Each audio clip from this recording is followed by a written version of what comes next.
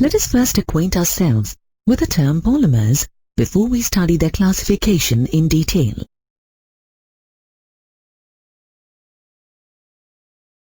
Let's discuss the origin of the term polymer. Mer is derived from the Greek word for unit or part. Poly comes from the Greek word for many.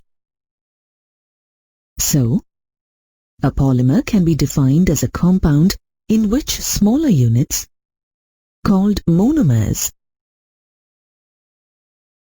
combine to form a larger unit. In other words, a polymer is formed when many monomers are linked together in a chain. Thus, a monomer is the building block or repeating structural unit of a polymer. Monomers are simple, reactive molecules. They join by covalent bonds to form polymers in a process called polymerization. Polymers are extremely large molecules with high molecular masses. For this reason, they are also called macromolecules. Polymers have a wide variety of applications. In fact, the use of polymers marked a revolutionary step towards modern civilization. Polymers are used in the manufacture of plastic buckets, plastic cups and saucers, children's toys, and synthetic clothing material. Plastics brought about remarkable changes in society and made life easier and more comfortable. Other materials made from polymers include automobile tires, packaging bags, gears, seals, and electrical insulation. Polymers are the basis for four major industries: plastics, elastomers, fibers, and paints and varnishes. Polymers can be classified in a variety of ways. They can be classified on the basis of their source, structure, mode of polymerization, molecular forces. Depending upon the source from which they are obtained, polymers are categorized into three types: natural polymers, semi-synthetic polymers, and synthetic polymers. Natural polymers are found in plants and animals. They provide much of our food, clothing, and shelter. Examples are proteins, cellulose, starch, silk, wool, resin, and rubber. Semi-synthetic polymers are derivatives of natural polymers. These are obtained from the chemical treatment of natural polymers. Semi-synthetic polymers are not found in nature. Examples are cellulose acetate or rayon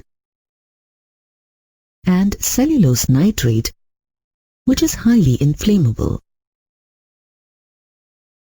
Note that rayon obtained by the chemical treatment of wood pulp,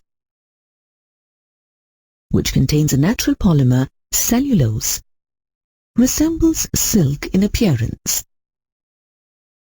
Hence, it is also referred to as artificial silk. Synthetic polymers are prepared in the laboratory. Examples are plastics, such as polythene or polyethylene, fibers, such as nylon, and synthetic rubbers, such as neoprene. The manufacture and use of these polymers boosted socio-economic development.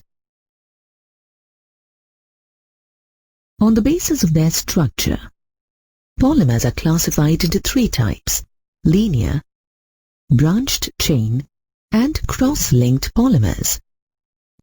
Let us study each of them in brief. Linear polymers are made from long, straight chains. Examples are high-density polyethylene, or HDPE, and polyvinyl chloride, or PVC.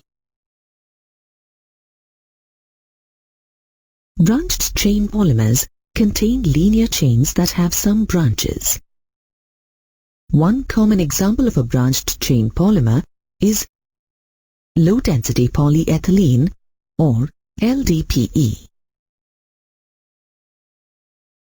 Cross-linked or network polymers have connections between chains. These connections are strong covalent bonds that link various linear polymer chains. In order to form the covalent bonds connecting the chains, the monomers in cross-linked polymers must be bifunctional or trifunctional, meaning that they have more than one reactive center. Examples of cross-linked or network polymers are bakelite and melamine.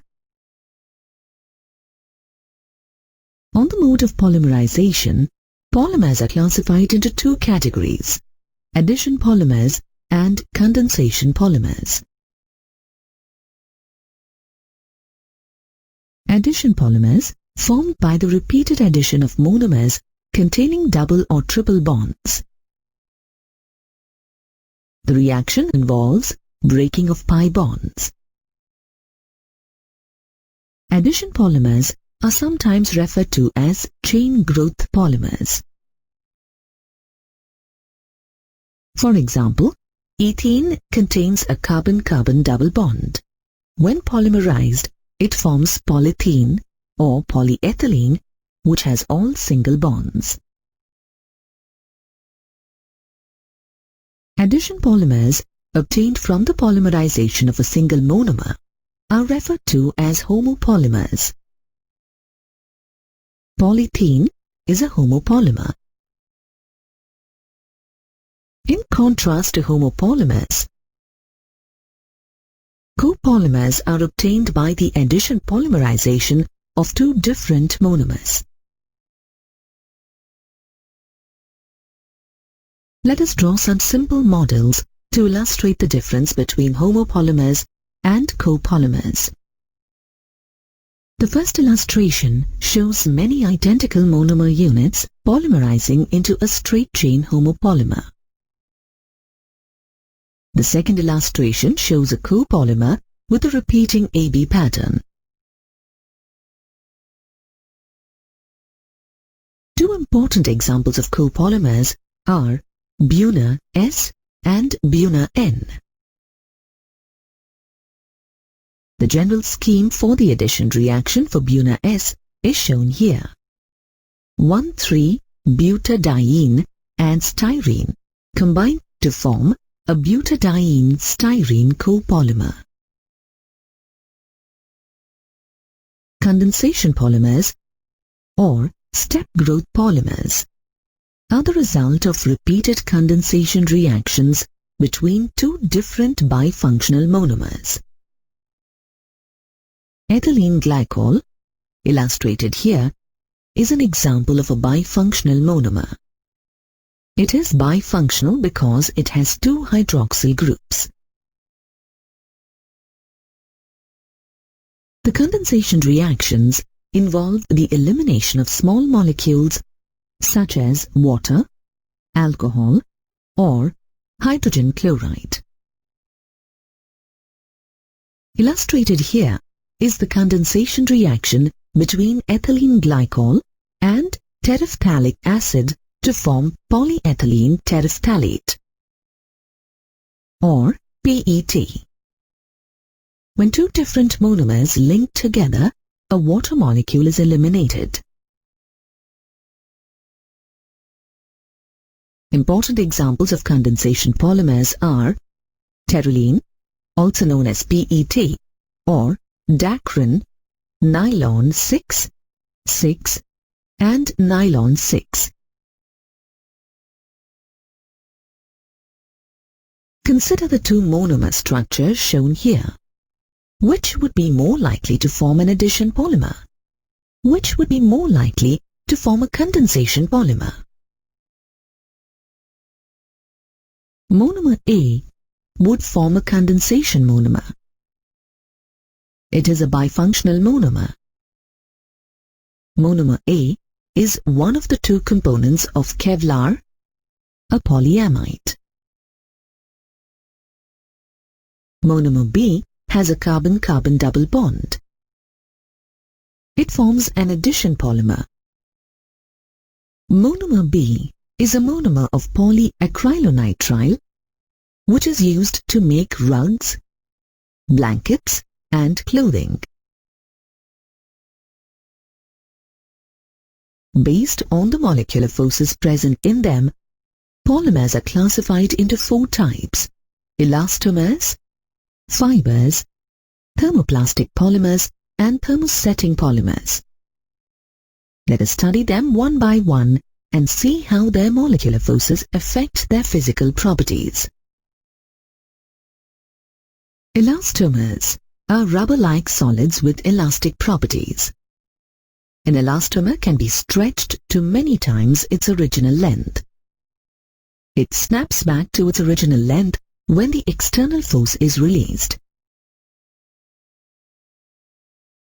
The polymer chain in elastomers are held together by very weak intermolecular forces. There may be a few cross-links between chains.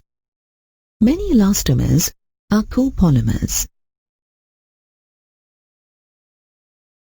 Examples of elastomers are Buna S, Buna N, neoprene, and natural rubber. Fibers are thread-forming solids. Since these polymers can be elongated into long, thin threads, they have high tensile strength and high modulus, which means that they are strong. Hydrogen bonding exists between the chains, because of which the chains are packed closely together. Examples of polymers that form fibers are polyamides, such as nylon 6,6 and polyesters.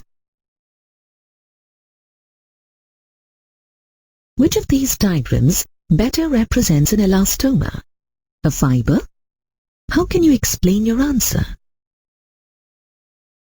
Diagram A represents a fiber.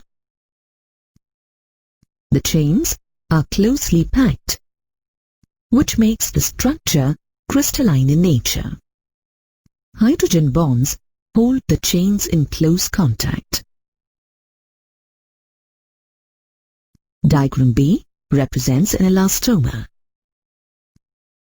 There are some cross-links between the chains, but the chains do not pack tightly because the intermolecular forces are weak. Thermoplastic polymers can be heated to soften and cooled to harden. Plastics that soften on heating and regain their original properties on cooling are called thermoplastic polymers. The chains in a thermoplastic polymer are linear or slightly branched. The intermolecular forces are intermediate in strength compared to elastomers and fibers. When heated, the chains can move past each other, so the sample becomes less rigid. Also, the chemical nature of these plastics doesn't get altered. Note that these plastics can be recycled after use. Some examples of thermoplastic polymers are polystyrene, polythene, or polyethylene. and Teflon, and polyvinyls such as PVC.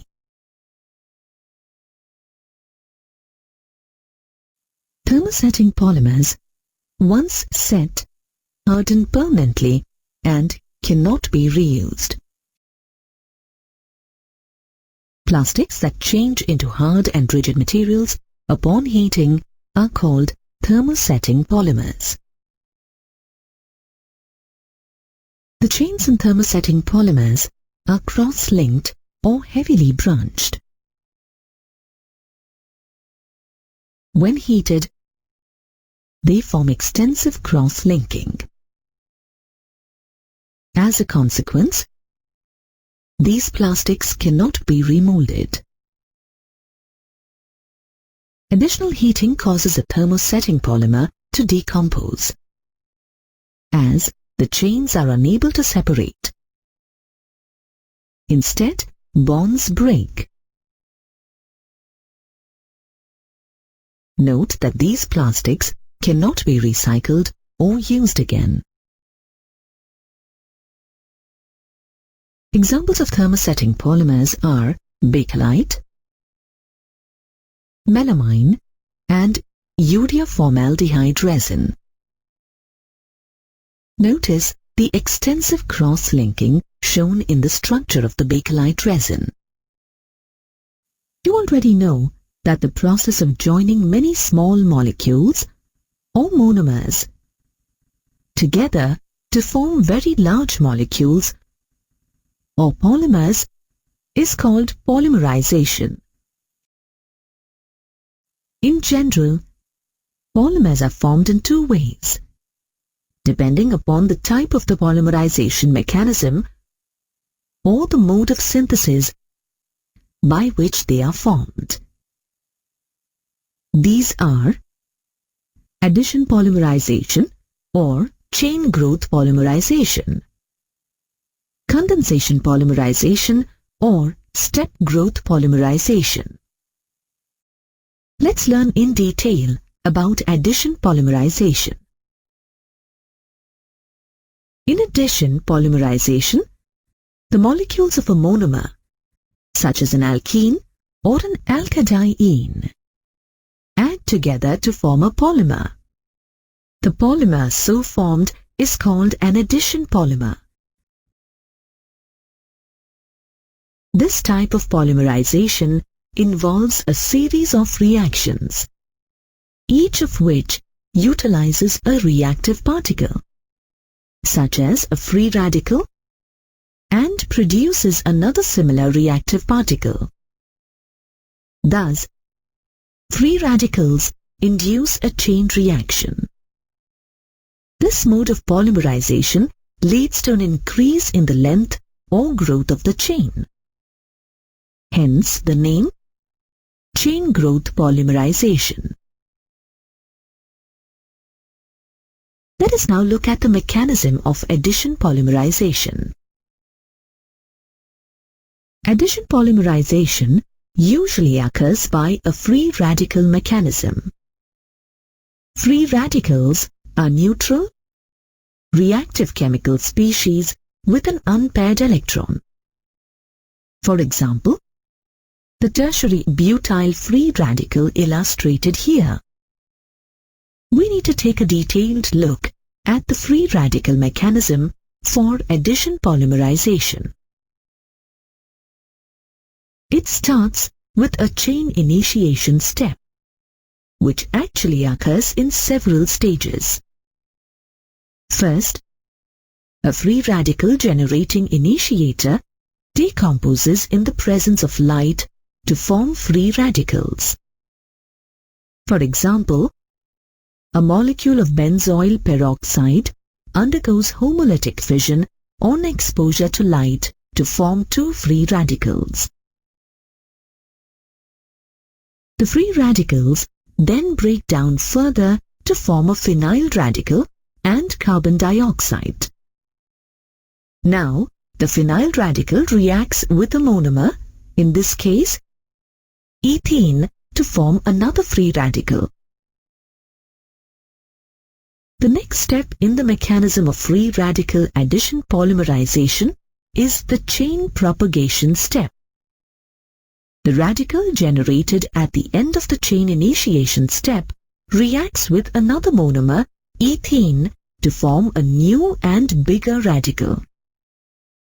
This radical attacks another molecule of ethene to form a still bigger radical. The series of reactions continues.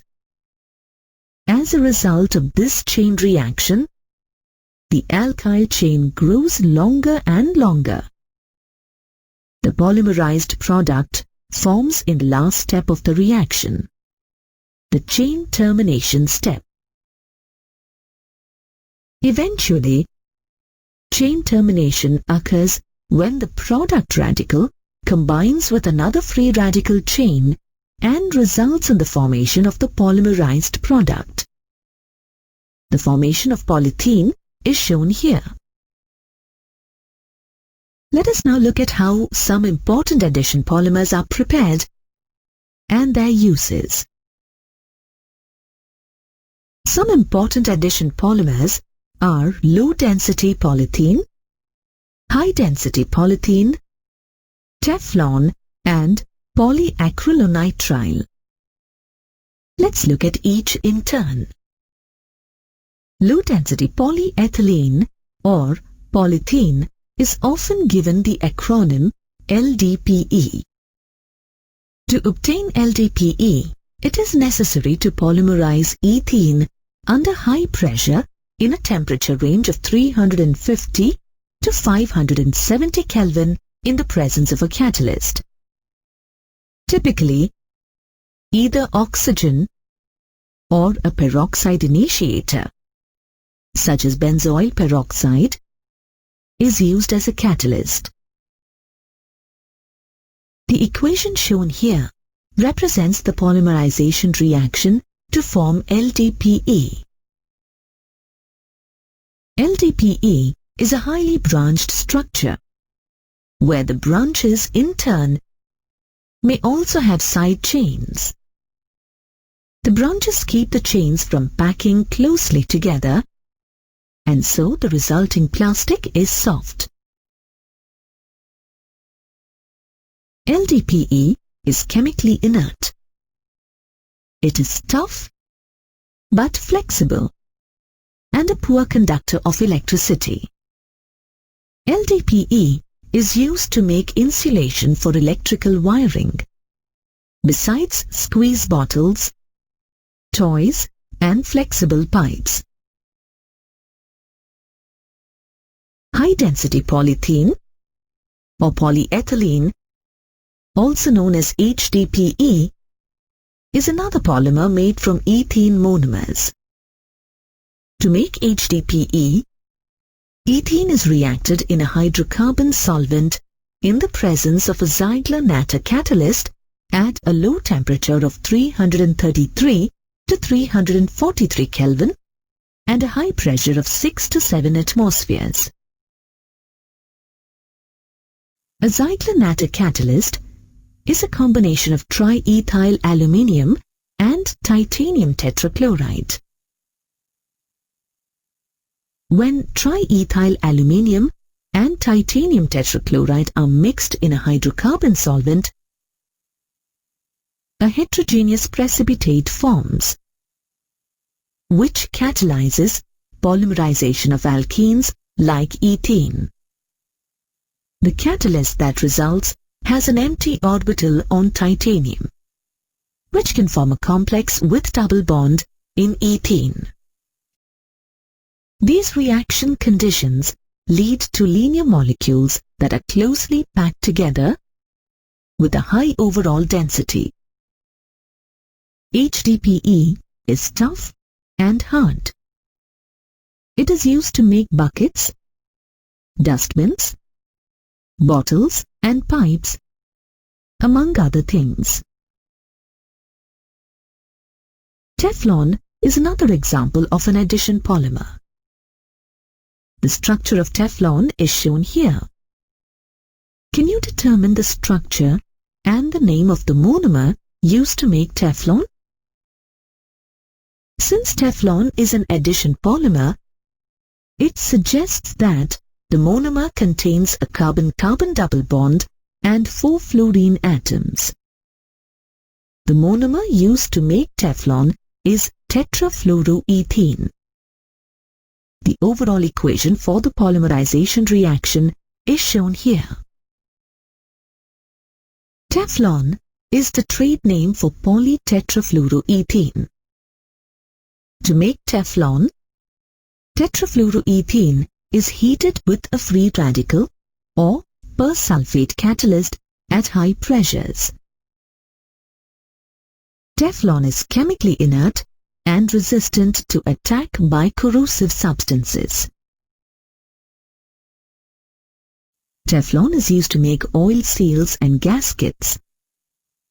It is extensively used to make non-stick cookware. Teflon coatings decompose at temperatures above 300 degrees Celsius. So, don't use non-stick pans at high heat.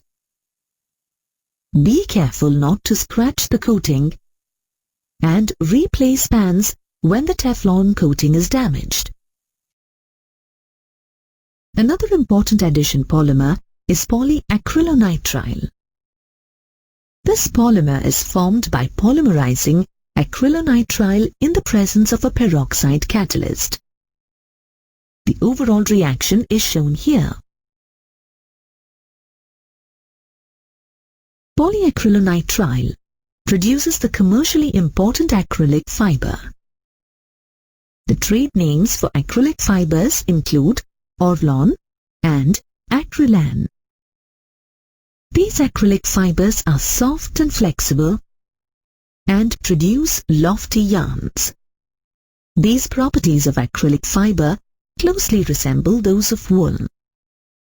Hence, acrylic fibers are often used to make sweaters and other pieces of apparel. Acrylic fibers have good resistance to stains, chemical, insects, and fungi. Can you write the chemical equation that represents the formation of polystyrene from styrene? The formula for styrene is given here. Polystyrene is an addition polymer. This can be inferred from the carbon-carbon double bond in styrene. Polystyrene is commonly referred to as styrofoam. In condensation polymerization, the molecules of a monomer combine with the elimination of simple molecules such as water, alcohol, and ammonia to form a polymer. The polymer so formed is called a condensation polymer. You already know that condensation polymers are the result of repeated condensation reactions between two different bifunctional monomers.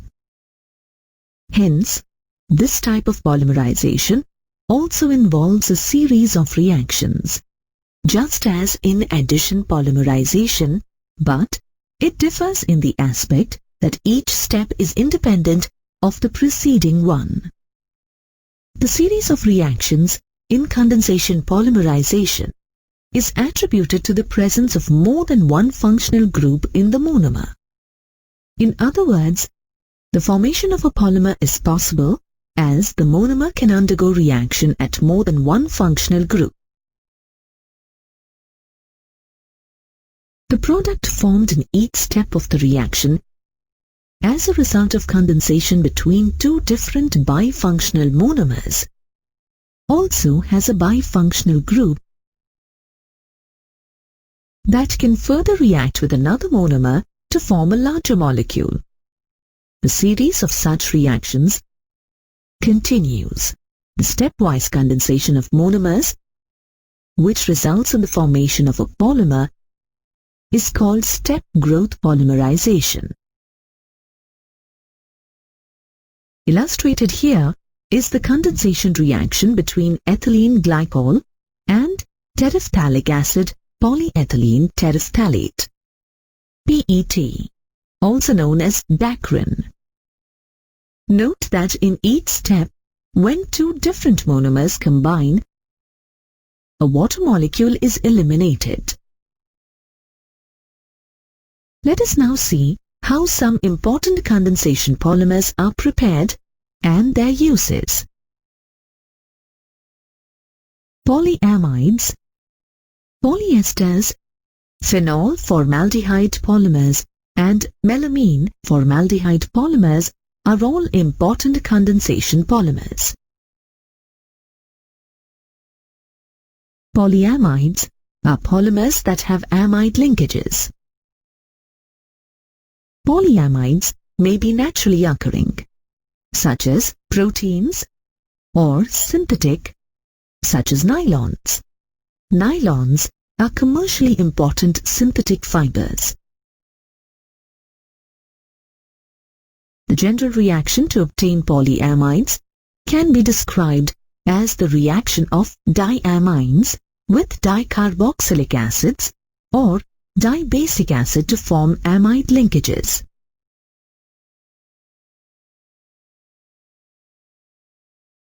Several different forms of nylon have been synthesized.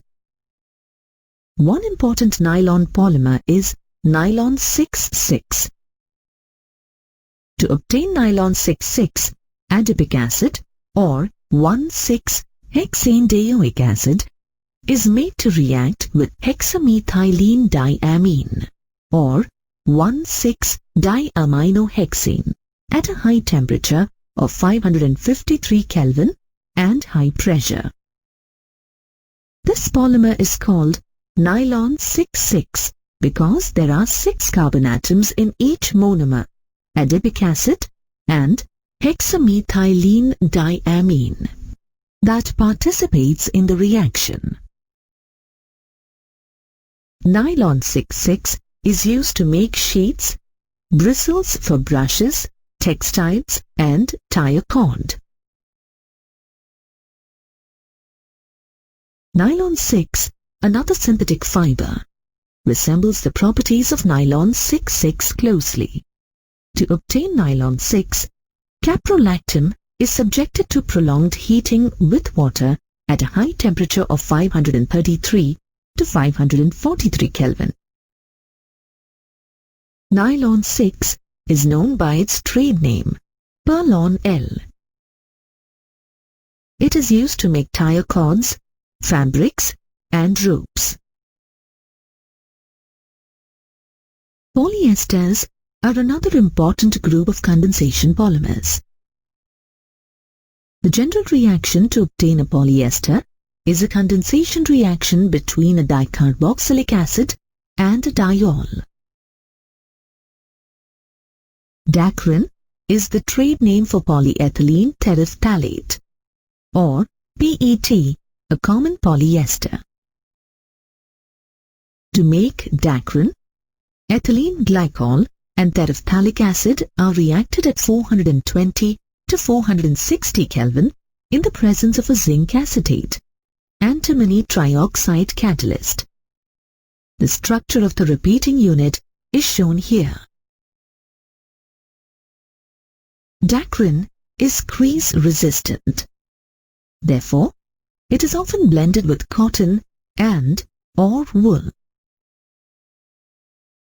It is also used as glass reinforcing material in safety helmets. Can you write the equation for the formation of Kelvar via a condensation reaction from the monomers shown here? These two monomers can form a polyamide chain with para or 1,4 linkages. Notice that HCl is formed during the condensation reaction.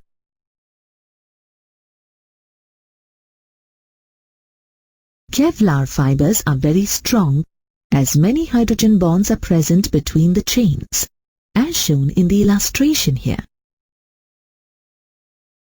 Kevlar is used to make protective gear, including bulletproof vests. It is also used to make a variety of sports equipment, including boats and tennis rackets. Besides, puncture-resistant bicycle tires. Phenol formaldehyde polymers are another important group of condensation polymers. The first step to produce a phenol formaldehyde polymer is the condensation reaction of phenol with formaldehyde in the presence of an acid or a base catalyst. This results in the formation of ortho and or hydroxymethylphenol as shown in the equation. In the subsequent steps, the hydroxymethylphenol derivatives react further with phenols to form polymers with rings joined by CH2 groups. For example, the linear structure shown here, known as novolac, is used in paints. When novolac is heated with formaldehyde, many cross-links between the chains develop. This cross-linked, rigid three-dimensional structure is called bakelite, the first synthetic polymer that was ever developed. Bakelite can be used to make combs, phonograph records, electrical switches, and utensil handles. Bakelite is also used as a porcelain substitute, such as in game pieces. Another important condensation polymer is the melamine formaldehyde polymer. The first step in the formation of this polymer is the reaction between melamine and formaldehyde, which results in the formation of a resin intermediate. The resin intermediate undergoes condensation polymerization to form melamine. Melamine is used to make unbreakable crockery. It can chip and scratch. However, it is not microwave safe. Melamine is also used to make fireproof jackets. Note that both bakelite and melamine are thermosetting polymers. Copolymerization is a type of polymerization reaction in which more than one kind of monomers polymerize to form a copolymer. Copolymers can be obtained by either chain growth polymerization or step growth polymerization. You already know that in contrast to copolymers, homopolymers are obtained by the polymerization of a single monomeric species. Here is a problem for you to try based on this concept. Identify the structures here as either a homopolymer or a copolymer. Structure A is a butadiene-styrene copolymer, BUNA-S. The monomers used are 1,3-butadiene and styrene. Structure B is a homopolymer, polystyrene. It is made from styrene monomers. Let us now understand how the properties of a copolymer differ from that of a homopolymer with a suitable example. BUNA-S, a butadiene-styrene copolymer, is elastomeric and tough, as in this bicycle tire. In contrast, polystyrene, a homopolymer, is brittle. As a mixture of two or more different monomers undergoes copolymerization, the copolymers produced have better physical and mechanical properties than homopolymers. For instance, the copolymerization of styrene with butadiene adds toughness, and with acrylonitrile enhances resistance to impact. The butadiene-styrene copolymer finds use in the manufacture of automobile tires, floor tiles, footwear components, and cable insulation. Let us now study rubber and elastomer in detail. Natural rubber is a polymer with elastomeric properties. It is obtained from the bark of the rubber tree in the form of latex. Rubber latex is a colloidal dispersion of rubber in water. Isoprene 2-methyl-1,3-butadiene polymerizes to form cis-1,4-polyisoprene, which is natural rubber. Thus, natural rubber is a linear polymer of 2-methyl-1,3-butadiene. The chains are held together by weak van der Waals interactions, and hence it is elastic and non-crystalline. The polymer chains form a coiled structure. Natural rubber can be stretched. When stretched, the chains get aligned in the direction of the external force. When the external force is released, the chains snap back to their original positions. Untreated natural rubber is quite sticky. It becomes soft at high temperatures, greater than 335 Kelvin, and brittle at low temperatures, less than 283 Kelvin. Natural rubber absorbs water. It is soluble in non-polar solvents and is susceptible to attack by oxidizing agents. These properties of natural rubber limit its usefulness. Hence, to improve the physical properties of natural rubber, a process called vulcanization is employed. Most rubber used today is vulcanized rubber. To vulcanize rubber, raw rubber is mixed with sulfur and heated between 373 and 415 degrees Kelvin. This forms sulfur cross-links at the reactive sites of double bonds, such as allylic positions, and thus the rubber gets stiffer. Commercially, other substances called accelerators and activators are added to enhance the quality of the rubber. Let's look at the possible structures of vulcanized rubber. Notice the sulfur cross-links between the chains. The vulcanization process is generally irreversible. The cross-links help vulcanized rubber to maintain its shape when stretched. Vulcanized rubber is not very sticky, unlike natural rubber. Vulcanized rubber has high tensile strength and is usable over a wide temperature range. It is also resistant to abrasion. Vulcanized rubber has many uses. Perhaps its best known uses are car tires and shoe soles. Synthetic rubbers have also been developed. These are more flexible, tougher and durable than natural rubber.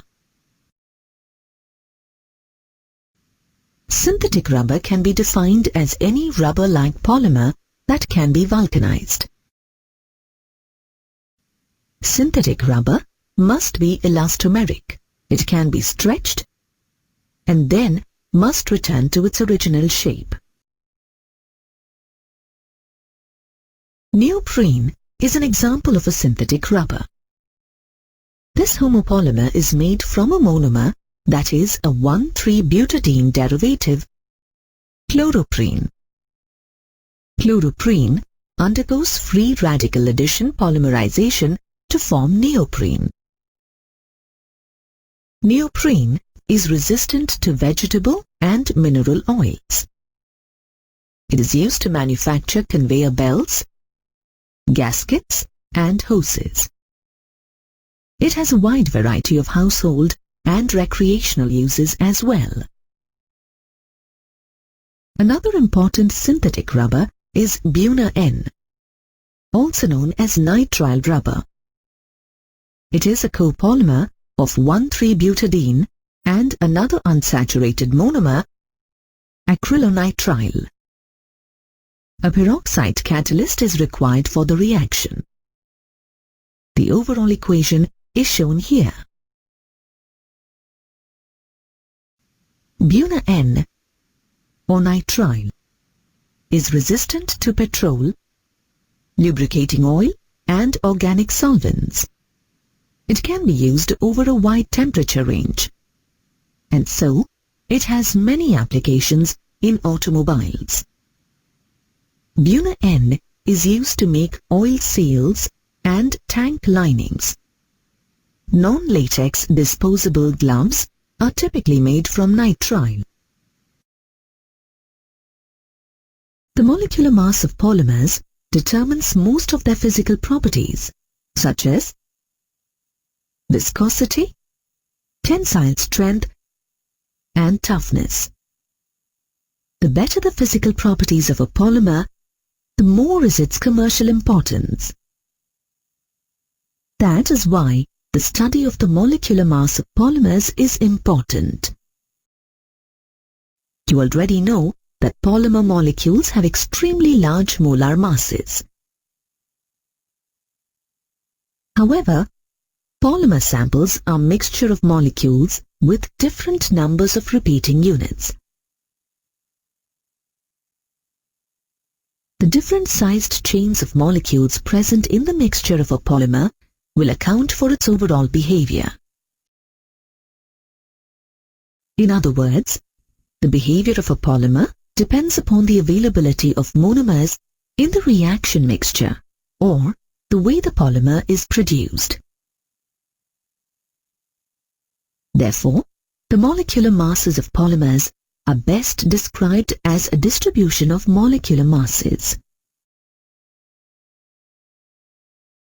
So, when we discuss molecular masses of polymers, it's most appropriate to discuss average molecular masses.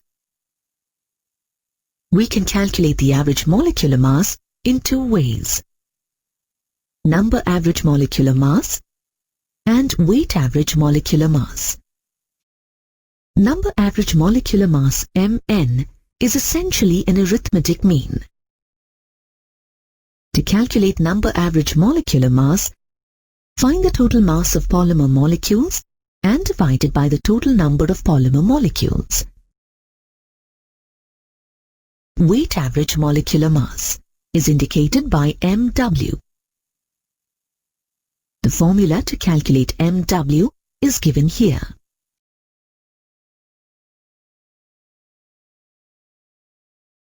The molecular mass of polymers may be determined by a variety of methods. These include dilute solution viscometry, size exclusion chromatography, mass spectrometry, light scattering, and ultracentrifugation. Let us now study biodegradable polymers in detail. Let us first try to understand how most synthetic polymers cause environmental hazards. Most synthetic polymers are non-biodegradable and persist in the environment for a very long time.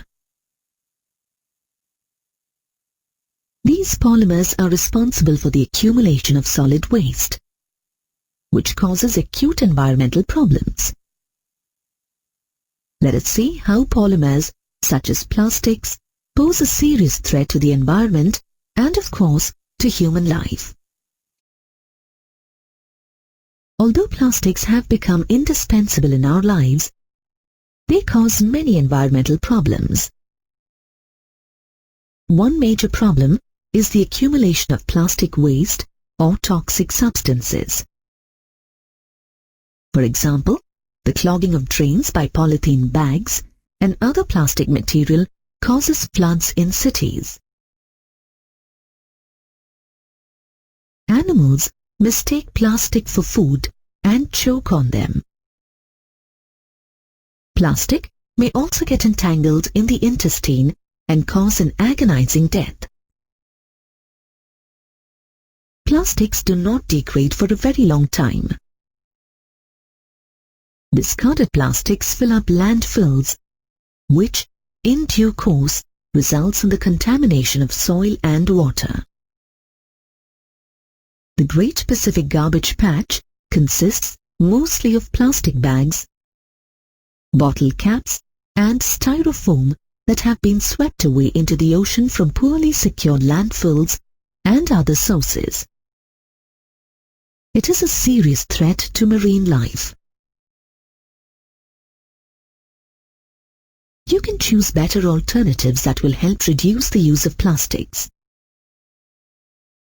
Use soluble starch pellets instead of styrofoam packing.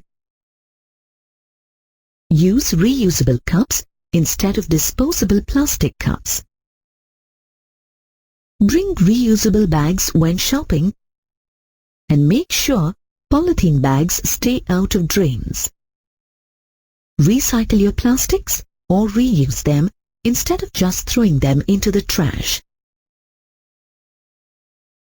Many plastics can be recycled. Recycling starts with the collection of post-consumer and post-industrial plastics. Once the plastics have been collected, they need to be sorted.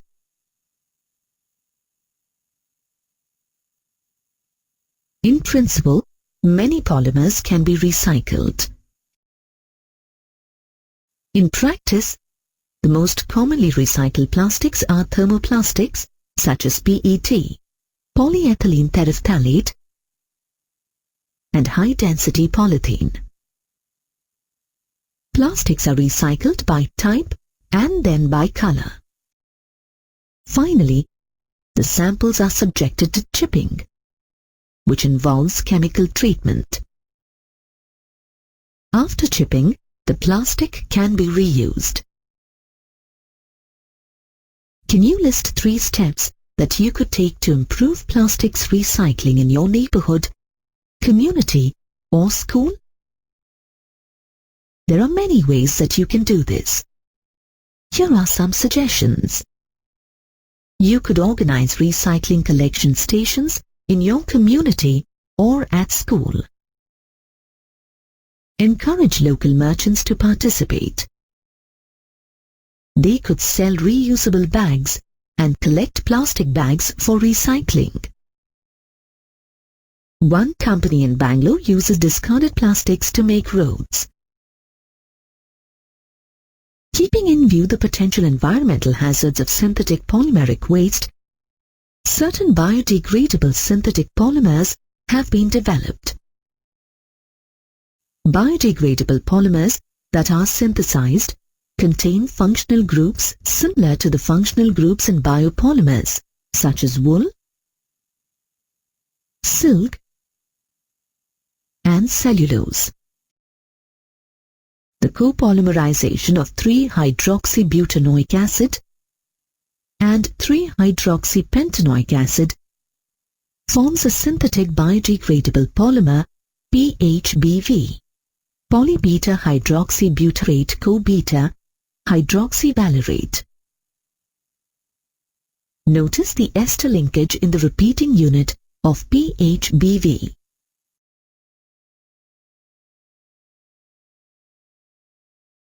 PHBV is used for specialty packaging.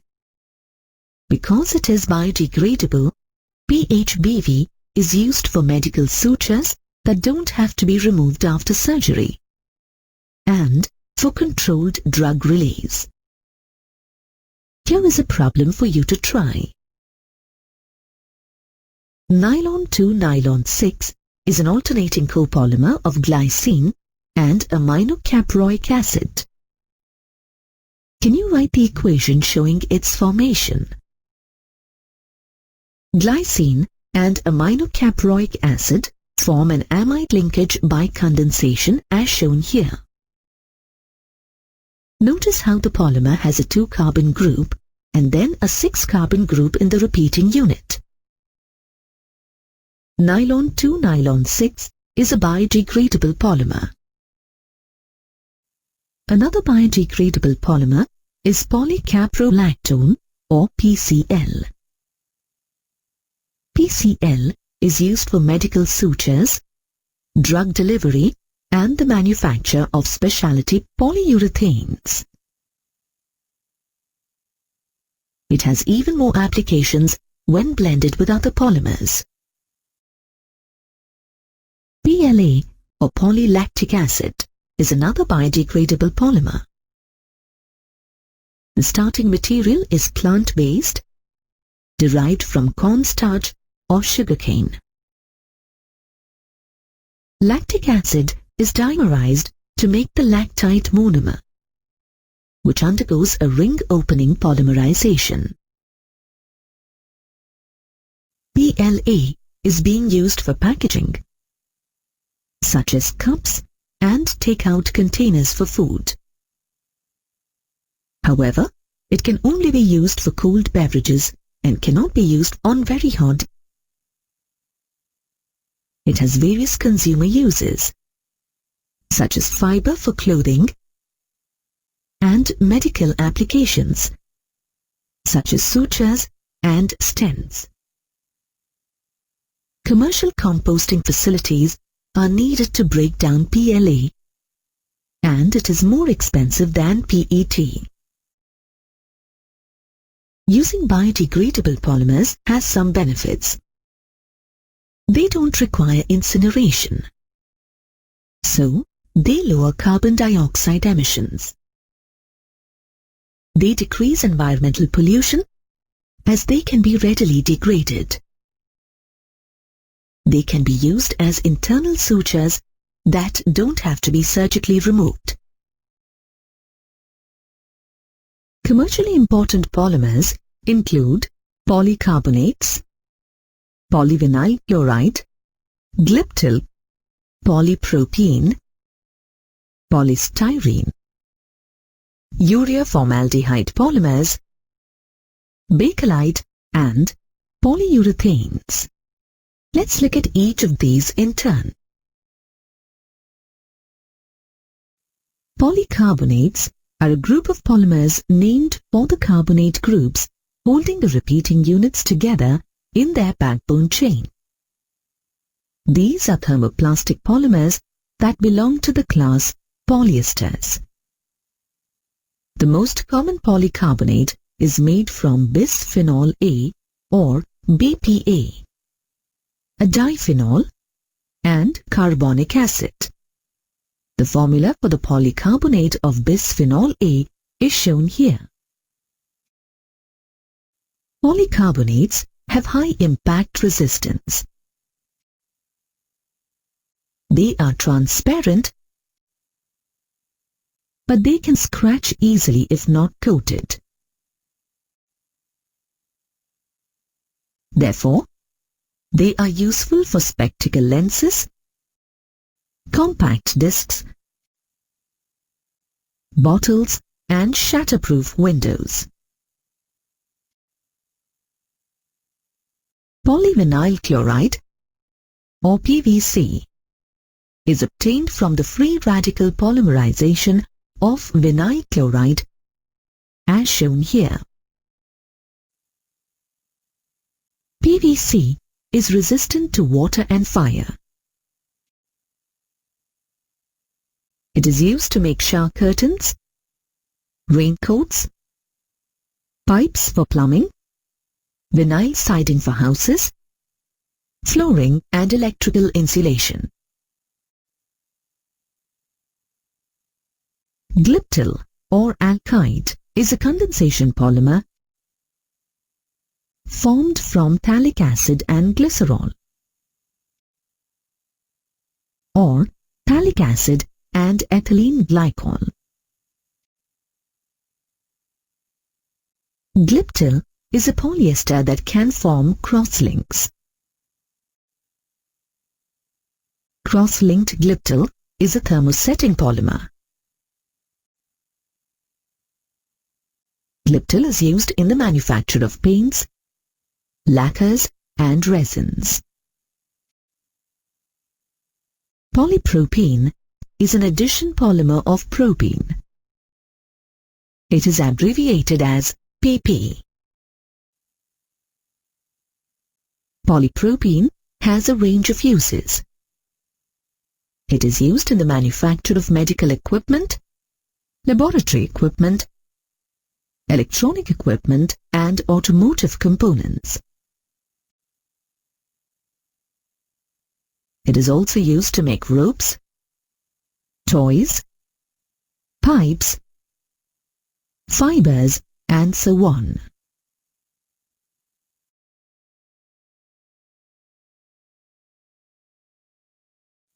Polystyrene is a homopolymer of styrene. It is commonly referred to as styrofoam. It is used in the manufacture of toys, radio and television cabinets, plastic cups, packaging, and food containers. It is also used as an insulator. Urea formaldehyde polymers are formed from the condensation reaction between urea and formaldehyde. Urea formaldehyde polymers are used for making unbreakable cups and laminated sheets. Bakelite, a phenol formaldehyde polymer, is another commercially important condensation polymer. Bakelite is used to make combs, phonograph records, electrical switches, utensil handles, and computer disks. Bakelite is also used as a porcelain substitute, such as in game pieces. Polyurethanes are a class of polymers with a urethane linkage. The formula for a simple polyurethane is shown here. In general, they are made from two monomers, a diisocyanate and a dihydroxyalcohol. Can you draw the chemical structures of the two monomers used to synthesize the polyurethane shown here? Remember that polyurethanes are typically made from a diisocyanate and a dihydroxyalcohol. Working backwards from the polymer structure, we can draw these two structures. Polyurethanes are very versatile polymers. Their many forms include foams, elastomers, and fibers.